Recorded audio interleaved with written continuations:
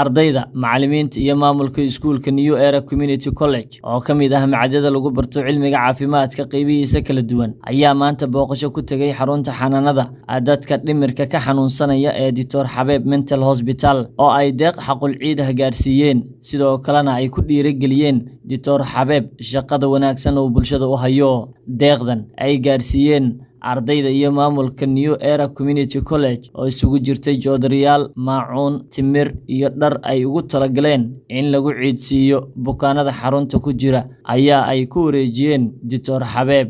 ugu horreyn waxaa munaasabada ka hadlay qaar ka mid ah macallimiinta iyo maamulka kolleejka caafimaadka ee New Era iyagoona faahfaahin ka bixiyay ujeedka halkan ay u yimaadeen. Ustaad Orey ayaana hadal ka qaatay ugu horreyn. Bismillahir Rahmanir Rahiim. Ilaahay baa maanta iskale maantay noo suurtageliyay inaan maanta joogno xarunta Xabeeb Mental Hospital oo lagu daryeelo bukaano fara badan.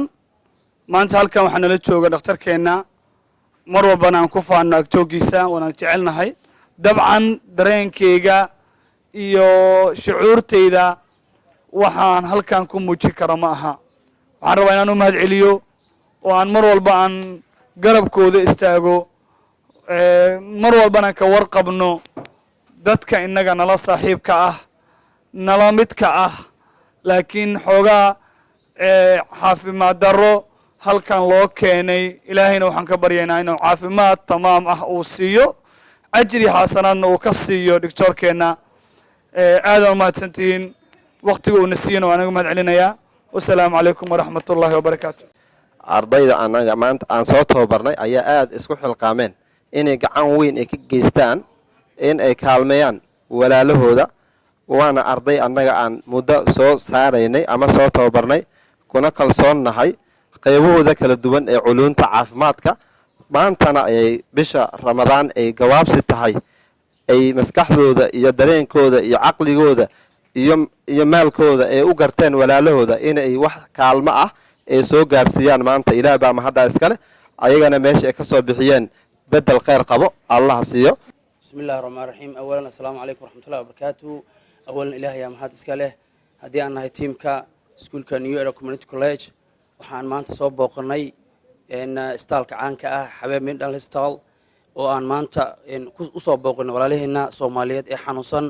aan markaasi insha Allah rabnaa inaan garab istaagno waxaanan insha Allah taala kala qayb qaadanaa markasta Dr. Xabeeb Mental Hospital inaan la socono xaaladaha markaas u qabanayo dadka ka tabaalaysan caafimaad darrada gaar ahaan cudurrada psychiatric. Dr. Xabeeb run ahaantii waa dhakhtar in badan aan soo wada shaqeynay ilaa 2005 waa macallinkayga runtii waana nin aad iyo aad noo gacan qabta haddii aan nahay maamulka iyo macallimiinta iskuulka New Era Community College. sidoo kale waxaan si gooni uga mahad celinayaa ardaydeena sharafta badan ardayda Soomaaliyeed ee aad iyo aad u firfircoon haddii ay yihiin gabdho iyo wiilal mar walbana u heelan inay dadkooda wax u qabtaan. iskuul New Era Community wuu ku faanaya ardayda sharafta leh. bismillah awalan assalaamu calaykum waraxmatullaahi wabarakaatuh. dhammaan waa salaama macallimiinta geesiga joogaan iyo Dr. Xabeeb oo asagana amaanta ku soo booqanay Xabeeb Mental Hospital iyo ardayda gadaasheeda joogaan yani duruusta isla soo qaadanay. maanta macnaha waxa uu maanay Dr. Xabeeb waxa uu keenay jooriyaal iyo maacuun iyo alaab badan. sidoo kale Dr. Xabeeb ayaa ka mahad celiyay deeqdan la soo gaarsiiyay isagoona ku amaanay maamulka iyo macallimiinta New Era Community College ka warqabka joogtada ah iyo taakuleenta isbitaalka Xabeeb ay ka geystaan sanad walibana ay sidaan oo kale u yimaadaan.